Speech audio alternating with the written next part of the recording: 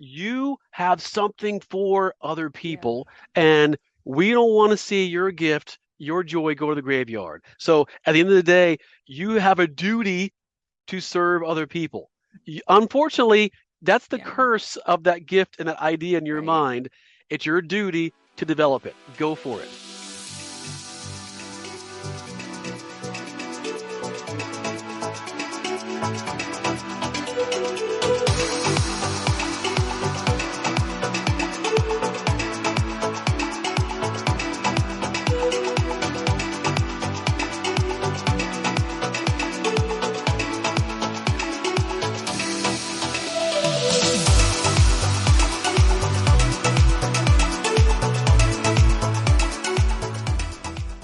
Hey there, mompreneurs. It's Angela Mishuli, your host of the Good Enough Mompreneur Podcast, where we talk about everything business and motherhood minus the perfection.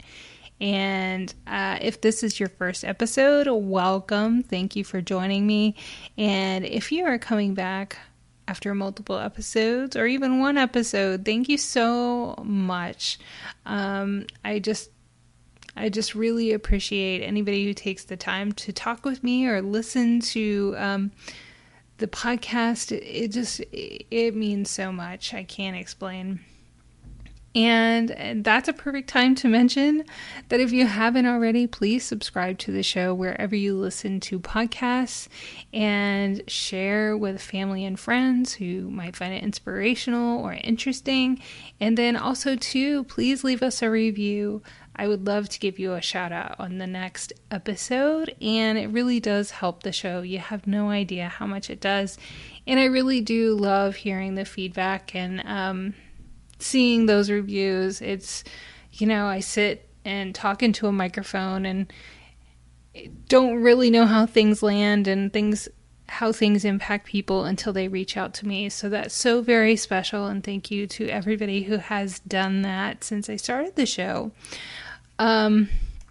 So happy September, and I'm so excited that this interview is my first of this month, and I think you're gonna just really find it impactful. We share so much important information in this interview, and this week I talked to Darryl Ross, who is an author, motivational speaker, podcaster, and just an all-around amazing guy and part of an amazing family who I've been blessed to know for a few years now. And it feels like a full circle moment having this conversation. I have conversations with people that I know. It's like a graduation, and this was definitely one of them. And I hope this interview impacts you as much as it impacted me, and you have some really amazing takeaways. And I invite you to listen to the end when Darryl shares a very special and vulnerable story that, our emotions ran the gambit in this episode, and there were a few tears, but it's a very special story that I think that you will find very inspirational and have some really great takeaways. So without further ado, here's my interview with Darryl Ross, author, speaker, podcaster. Enjoy. Hi, Darryl. Today I'm so excited. First guy on the podcast. Great designation for somebody like you. It's not just any guy. I think so highly of you and your wife, of course, Jennifer, who's already been on the podcast. And so today I have Darryl Ross, instructor, teacher, motivational speaker, author, podcaster, great father, great husband, all the titles. So welcome Wow, to it's the a lot, right? podcast. Well deserved, totally earned, all the things. So thank you for joining me today. I know you're so busy, so thank you for your time. I am thrilled to be here. I'm a huge fan anyway, and I can't Aw, tell you. And I'm trying to keep it together on my end. Like, it's a little aw, bit exciting and terrifying that I'm your first male guest. uh, So I got to hold it together because I don't want to make the men Uh, look bad, but I'm going to reveal some things about us men that might help out uh, a little bit. I really love this because just like when I talked to Jennifer, it's like a full circle moment because I think we're neighbors. We've known each other for years, but we don't see each other every week. We're not always doing things together. Our lives take us in different directions. But our family thinks so highly of your family, and you have just impacted us just doing your thing. And so I think that that's important for people to know is you don't always have to have this huge platform or 1,000 likes or sometimes they say 90% of your audience doesn't even comment on your post. They see what you're doing, and this is just a great opportunity for me to just let you guys know how much you've impacted me, just showing me what's possible. I can't tell So you how much that means to us, but we yeah. feel the same way about you and Oh. your family. Matter of fact, I remember clearly, I think it's been a few years now, when just ironically, you and Jennifer were up at our community pool where we live, Oh and yeah. just, you didn't know you were going to be there. And Hmm. Jen came home beaming, talking about you and just Oh. going on about just your spirit, what you're doing, your Mm, passion. And I think to yeah. your point, it's right. And I kept going, wait, what is she doing again? What's going on? And it's before you launched your podcast. I think she was Right. already just, it was so Right. exciting and just so genuine. So Right. we're thrilled to be part of your lives as well. Right. Oh, I appreciate that. And one of the really big reasons, I mean, we're going to talk about several things today that I think are important to my listeners. But one of the recurring themes that I consistently hear from listeners and podcast guests and moms that I coach who are starting their business is just really how it, and I'm very lucky to have a wonderful husband who's my biggest fan, but not everybody is always that lucky or um has that ability to communicate or lots of being a business owner is just taking action or not really even knowing why you want to do what you want to do or not knowing where the end is going to be or how it's going to work out all the times. There's a lot of blind faith and there's a lot of a trust involved. So I have always thought of you as a really wonderful person to speak on how it is you support Jennifer as a mompreneur and business owner, and how you really support her because I've seen it. But yeah, you want to talk about that? How you really support her?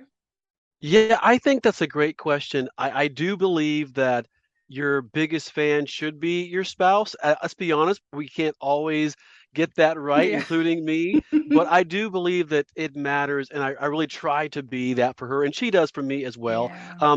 I do think there's an innate side where it's kind of instinct that I think that's the right thing to do. But I'll be honest, another part of it, and I hope your listeners can understand this, that sometimes you have to kind of teach your spouse what you need and how you Mm. need it. Um, it's really easy to sit back and go, wow, my spouse doesn't really support me. And you know what the problem is? It's not that I'm speaking from a man point of view now, ladies listening. Sometimes us men, we think we are supporting you. We're supporting you by fixing it. And that's what we do.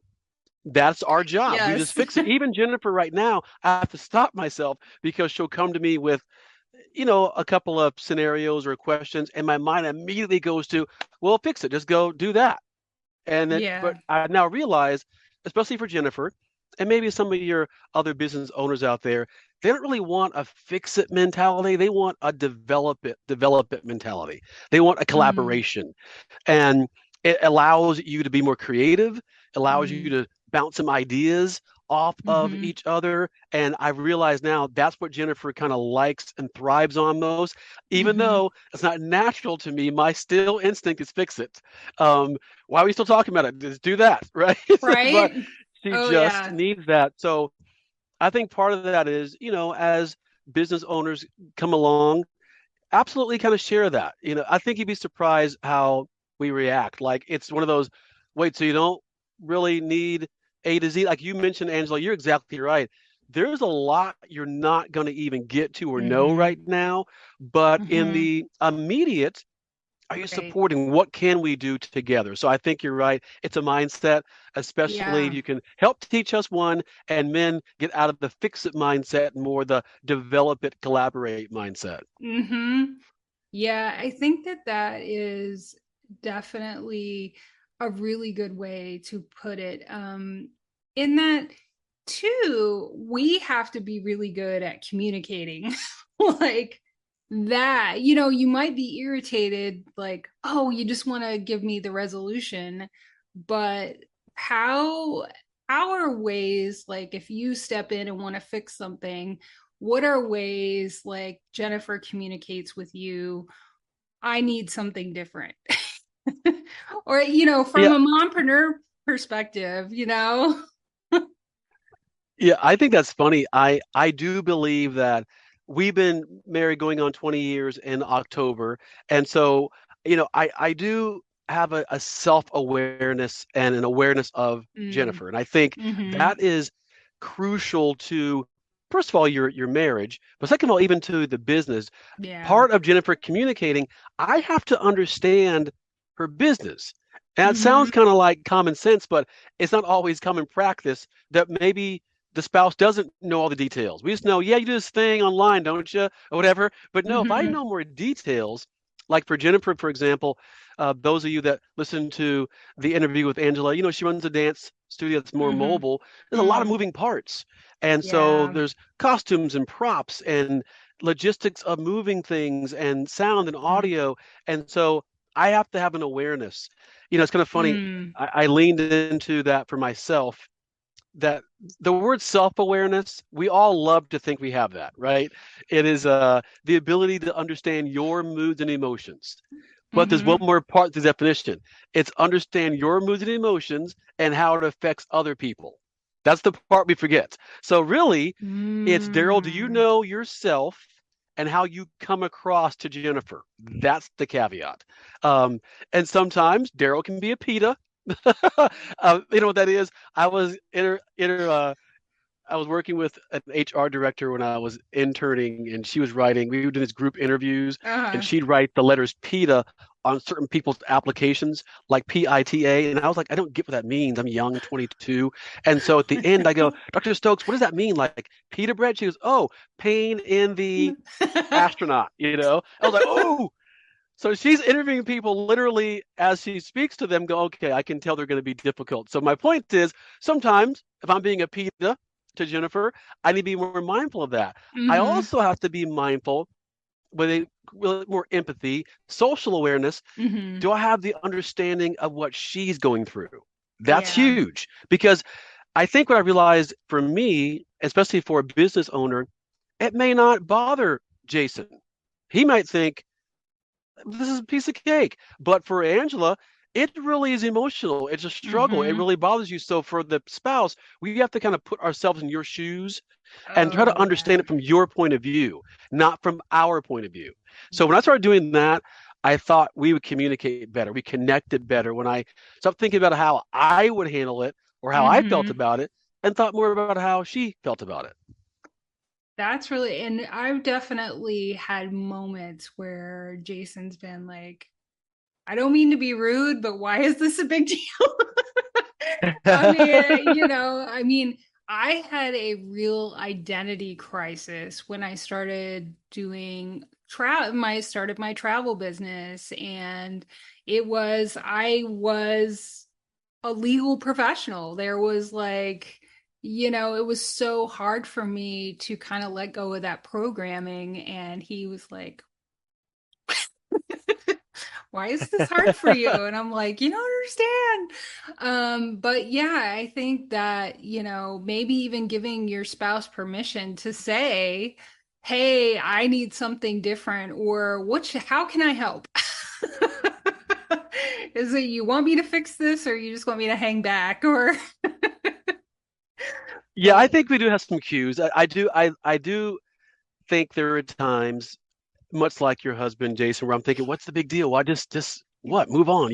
yeah. But I understand that especially to the business owner and your Mm-hmm. listeners, it's personal. It's your baby. It You is. created this.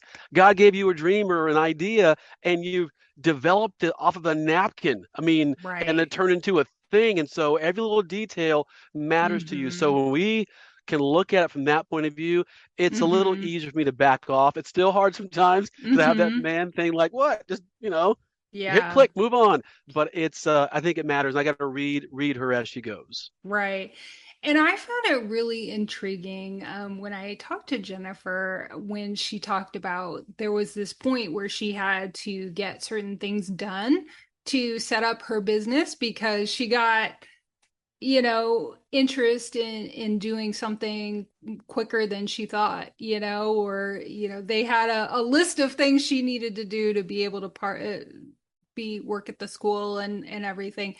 So I found that really intriguing that you both were kind of mindful. Like you have your career, you've got your business, you both have children who are active and have things going on. So can you just talk about when you have situations like that, how you make time and how you're purposeful about like, working with her, like you said, a collaboration. Yeah, I think it matters in the sense one, you piggyback off what we said earlier, know the business and have some self-awareness, but also where can I help? Right, My wife is a great dancer herself. She's a great dance right, teacher, great choreography.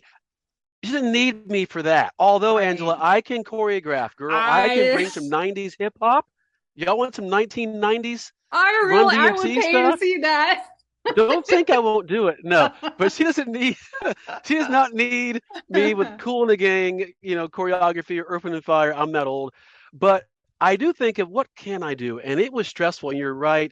If Yeah. those listening had not heard your episode with Jennifer, I kind of, I'm the one, go get it. We're both doers. Right. But to be Yeah. honest, she got a client way before she thought they would say yes. And it was more Yeah. like a yes. And so I remember I was at work and she called me and I went, well, we need a website. We need Mm-hmm. insurance. We need so I said, Right. you need to work on costumes and a description of what your services are, your bio, the age groups, you do all of that. And I'm Mm-hmm. going to find you some insurance and a website template that we can work off of. And I think the biggest thing the client wanted for her was for her to handle all the payments. The Mm-hmm. previous school was doing all of the payment. They're like, nope, we want no more of that. You're handling all of it.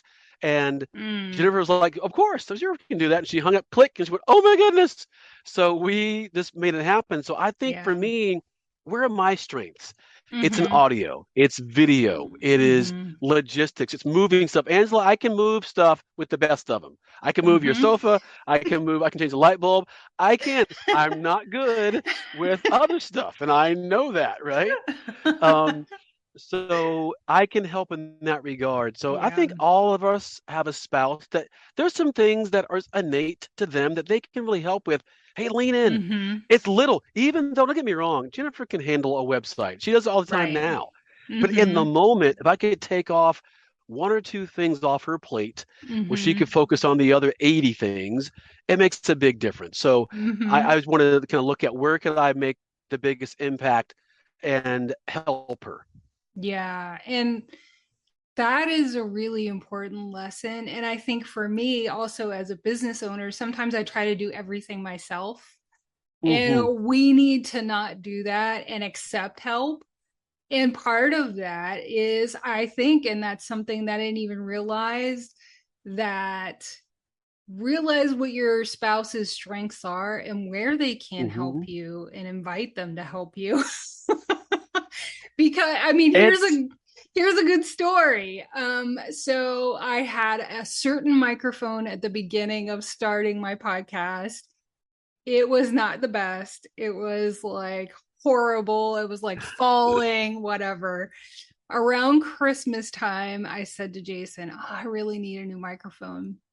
And I had a vision of what that microphone would look like, not sound like.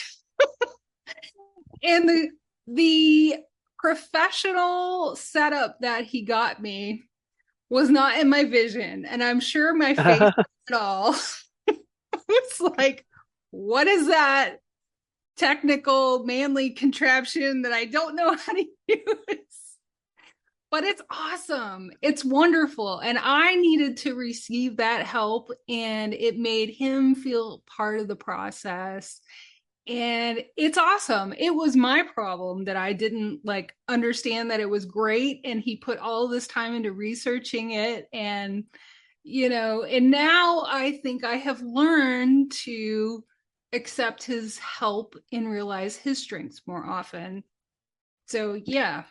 That is so funny. I agree completely. One, all of your business moms out there listening, you Yeah. need to, and where you can, delegate. And that's Yes. really hard. It is a trust factor. So even listening to what Mm-hmm. Angela just said, it wasn't that she doesn't love her husband and believe in him. There's a little Yeah. bit of a trust factor. Wait a minute, I don't even know how to turn that microphone on, right? So Right. a little bit we're going to have to trust, but I do believe that it's not so much delegating for the fact that you can't do it. It's to kind of Mm-hmm. open your workflow up to allow you some other things. Yeah. It might be administrative.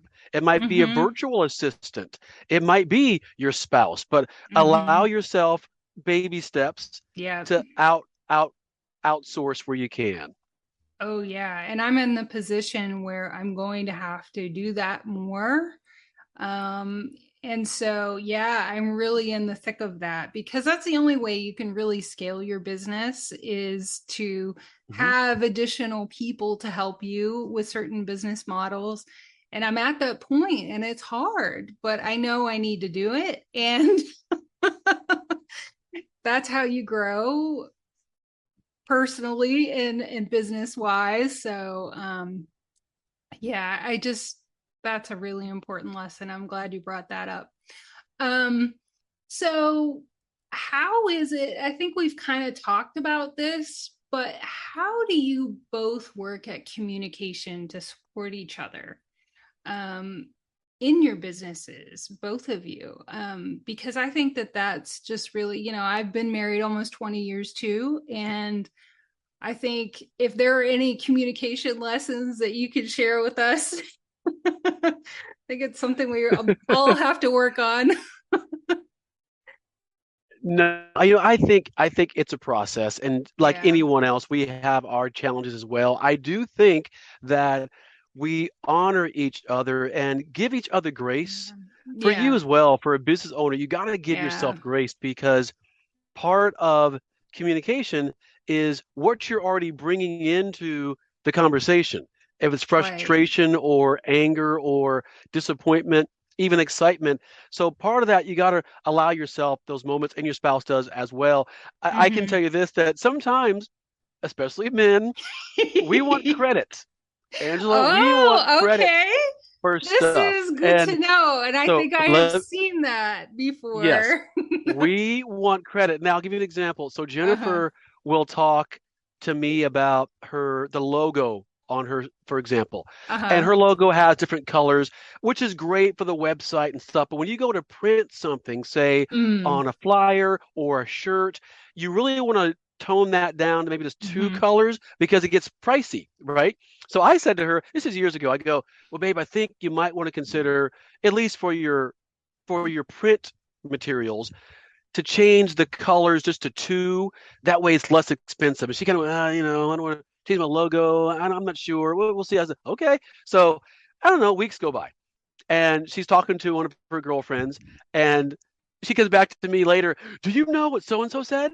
They said I should probably like go to two colors when I print something, because it might be a little better for cost. I go, wait a minute. I told you that. Like, I want some credits, and and like anyone else. I mean, think about your kids. You Yeah. can tell them something all day long. A coach Mm-hmm. or a teacher says it, and a light bulb goes off. So Mm-hmm. my point is, men, understand that it's not about you. Take your ego out of it. I have to as well. Sometimes it resonates. It's Mm-hmm. not that you didn't say it or you don't matter.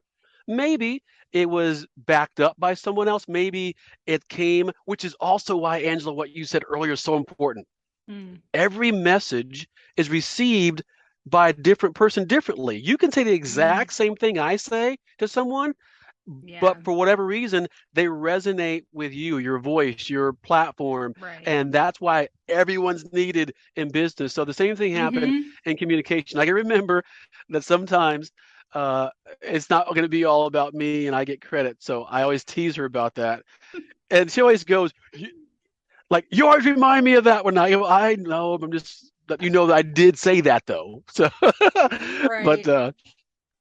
I love that. Yeah, yeah. I mean, I have to remember that too. And, you know, even if you're not giving credit, just make sure you're not saying something negative. Because one thing that always stuck with me is I read once where I think it takes somewhere between 10 to 30 positive things to overcome a negative comment.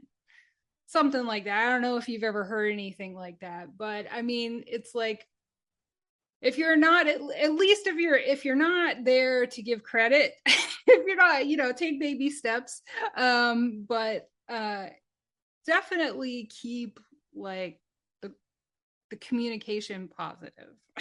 oh, I wholeheartedly agree with that. And it's not even, you hear some people say, "Oh, I'm just being honest," or the other word Right. they'll say is constructive criticism. I don't like that phrase either. I really don't. Yeah. I would rather say feedback. I'd rather say, Mm-hmm. here's what I saw, or some thoughts, or how we can help that develop, or whatever it is. There's no need to Mm-hmm. be negative. I think we Mm-hmm. respond better if we're more positive. And to be honest, many times there's Right. a positive scenario within what happened, but maybe we could just make it a little easier next time, or smoother, or whatever it Mm-hmm. is, but nothing negative. And I do think this. I'm sure you've been through this, or business Mm-hmm. owners, you'll beat yourself up without our comments anyway.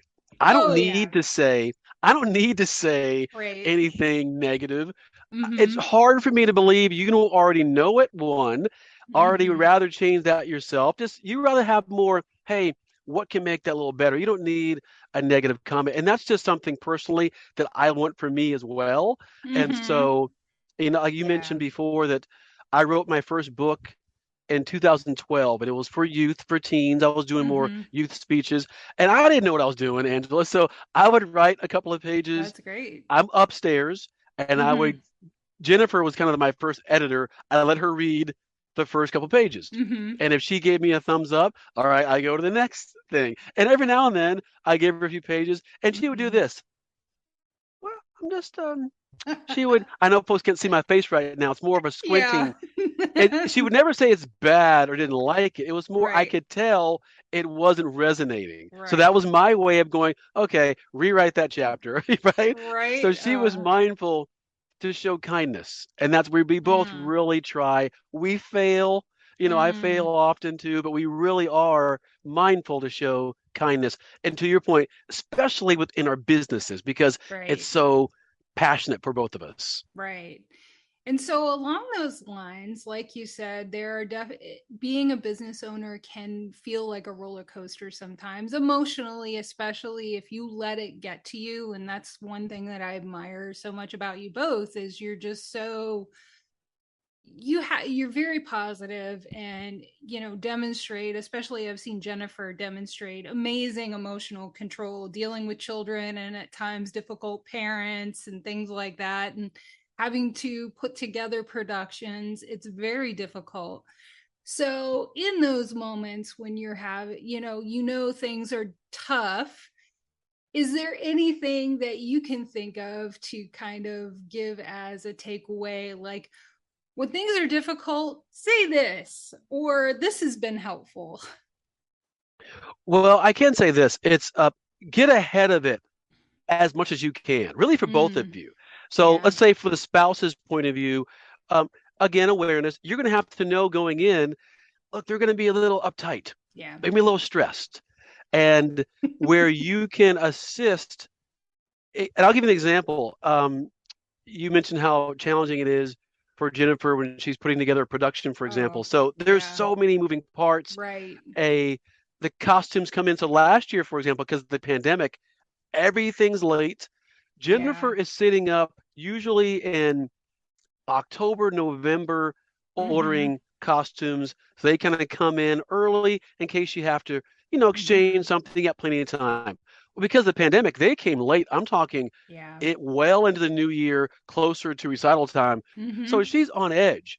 And Yeah. she was on the phone talking to the manufacturers, and they're giving her different dates when things can be delivered, and Mm-hmm. they're well past when she needs them. And then my Mm-hmm. original thought was, just pick this one. That's a pretty color, And she's like, I could tell that was a wrong thing to say. Like, don't, Darryl, you can't pick costumes. Although I can, Angela, I can pick a costume anyway. But you have your heart set on what it wants to look like, Yeah. and you're not going to Mm-hmm. get that. So part of it is, be supportive. And Mm-hmm. the other thing that I did realize for all of you moms is that you're Mm. always mom too. That's why I love that you put, Mm-hmm. mompreneurs, because Yeah. you don't get that part off, right? Yeah. So No. if you come home and you've had a rough day or long day, and business is struggling, or like you said, some difficult customers or parents, whatever, Mm-hmm. and then Mm-hmm. the dishes are piling over and I've been sitting there all Right. day, that's Mm-hmm. not going to go over well. So I need to be mindful of that, because Right. you don't get, like, I get to not be at work. You kind of always are on, although it's Mm. really joyful to be a mom, of course, Right. but it's still a Oh, job all the time. yeah. So I think that helps a little bit in terms of navigating your day to day. Yeah, definitely. I wouldn't want it any other way, but wow, it's tiring. And it's Mm-hmm. rewarding. You get to sit back and, I'm sure you've done this too. Like, wow, that's my kid. And you just have these really proud moments that make it Yeah, all worth it. So it's so cool. But yeah, so it's true. When the light bulb kind of goes off, I think it's great. yeah, you get to have those moments where you kind of get a sense of all the hard work you've put in for several years. So Hmm. that's really awesome. So I think that that is a perfect segue into talking about your podcast.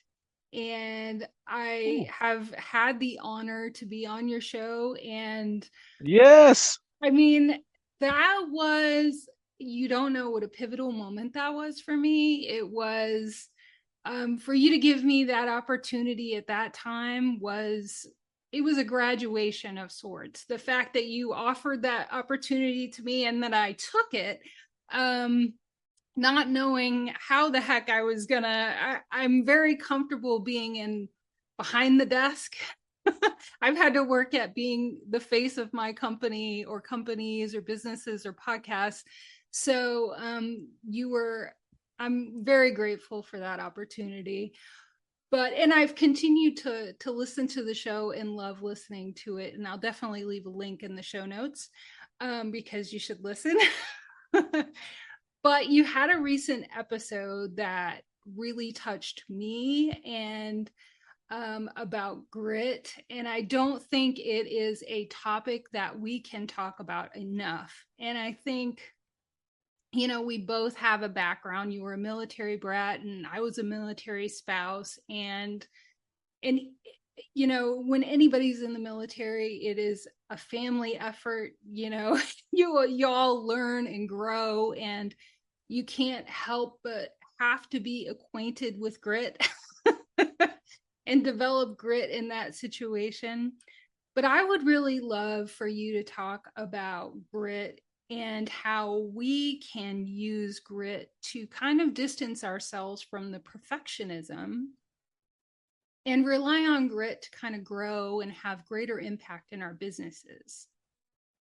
Yeah, I like you've talked about grit on your podcast as well. And I think it's kind of come around because you realize you kind of need it. So I was doing some Yeah. research, and it kept coming up. I wasn't Yeah. specifically looking to do an episode on grit, but that word kept coming up, like you Yeah. kind of have to have it. They talked about all the ability, skill set, talent, drive is great, but not enough. And it Mm-hmm. leaned into one more characteristic you got to have, and that's grit. And so when Mm-hmm. you look at what grit means in general, it's that additional indomitable spirit. And Yeah. Forbes magazine actually did a great study on the traits and characteristics of someone that has grit. And many people kind of have it, but didn't realize that you're actually still in the ball game. It's not that you've given up, but you need an extra push. It got really hard. It's way beyond what you planned for. You Mm-hmm. worked this business and you thought you had all your ducks in a row, and a lot of other things will hit you. So the three criteria: one, gritty people are courageous and Mm. they actually accept and know, we're going to fail. We're going to have some moments when it just bombs, and I'm already going to use that as education. That's okay. Right. And that matters. A lot of people Mm-hmm. will lose right there because they can't accept the fact that something went wrong. So if Yeah. you have grit, you might fail. Two, Mm-hmm. you're resilient in the sense, I love that word because it means the Yeah. ability to bounce back, that you Right. can get back on your feet and to keep going. And I'm not saying when I say keep going that it didn't affect you emotionally. It might be some tears, might throw a few Oh, things, but it's yeah. okay.